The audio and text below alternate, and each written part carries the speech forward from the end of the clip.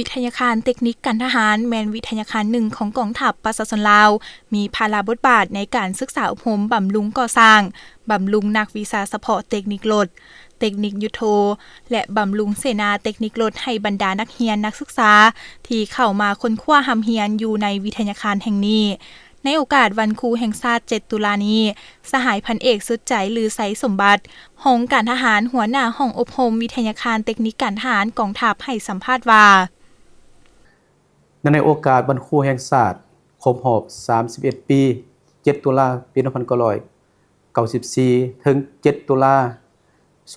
2025เฮาเองพันเอกสุดใจลือไสสมบัติห้องการทหารหัวหน้าห้องอบรมวิทยาคารเทคนิคการทหารในความหมายความสำคัญของบรรดังกล่าวคือครูได้ทุ่มเทเหือแห้งสติปัญญาเข้าในการสิทธิสอนดังนั้น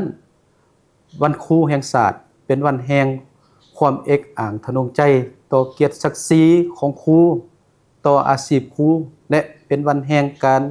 เสริมขยายมูลเสื้อของนายครูคำผู้ที่มีความดุมัน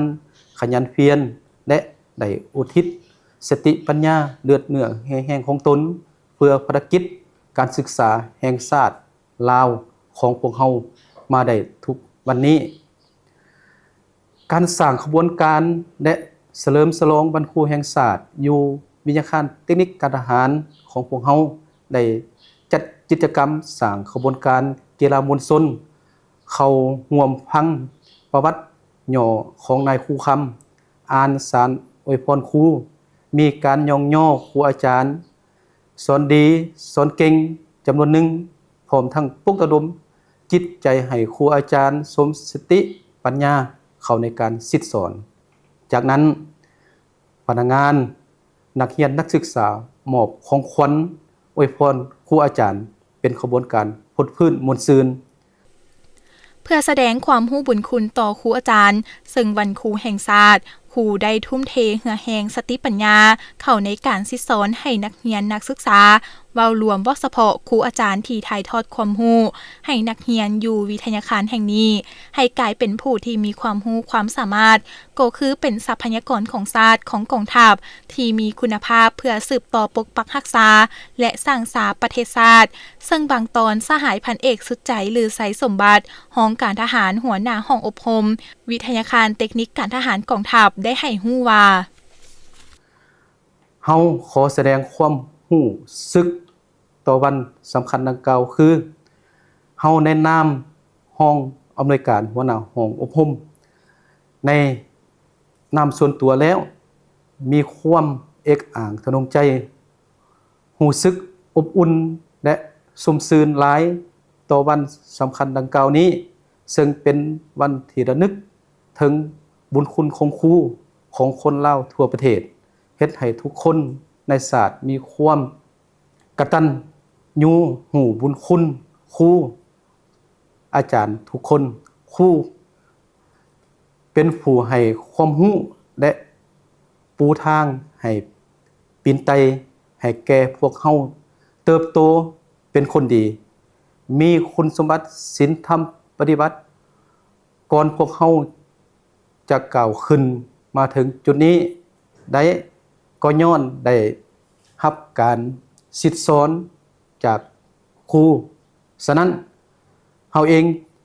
จะบ่มีวันลืมบุญคุณของครูตลอดไปท้ายนี้ขออวยพรใส่อันประเสริฐมายังครูอาจารย์ทุกท่านในทั่วประเทศเฉพาะแม่นครูอยู่ใน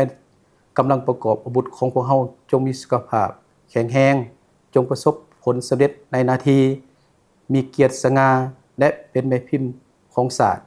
พรใดที่ประเสริฐพรใดที่นำเลิศจงเกิดในครูเฮาขอขอบใจเพื่อเป็นการและนึกถึงคุณงามความดีของนายครูคำเป็นผู้ที่เสียสละอุทิศเหือแหงสติปัญญาของเพิ่นเข้าในการสิสอนลูกหลานตามหน้าที่ของครูแล้วยังมีน้ำใจรักชาติและครูอาจารย์ที่สืบทอดสอนอยู่ในวิทยาคารเทคนิคนี้จะนำเอาบทเรียน ความเป็นแบบอย่างของนายครูคำเข้าในการซิดสอนในการสร้างพนักงานรุ่นสืบทอดให้กลายเป็นพนักงานจบการศึกษาให้มีความรู้ความสามารถในการนำพาบรรษาพัฒนากลมกองของตนอย่างบ่หยุดยัง้งสหายพันโทถาวรวีไลเฮืองครูสอนประจำคณะวิชาลดการทหารให้สัมภาษณ์เติมอีกว่าคำว่าครูแม่นผู้ที่ให้ความรู้ความสามารถผู้ที่มีประสบการณ์ซึ่งสามารถนำไปถ่ายทอดความรู้ในการจัดตั้งปฏิบัติประกอบส่วนในการสร้างบุคลากรของชาติของกองทัพให้มีความรู้ความสามารถเพื่อตอบสนองความเรียกร้องต้องการในระยะใหม่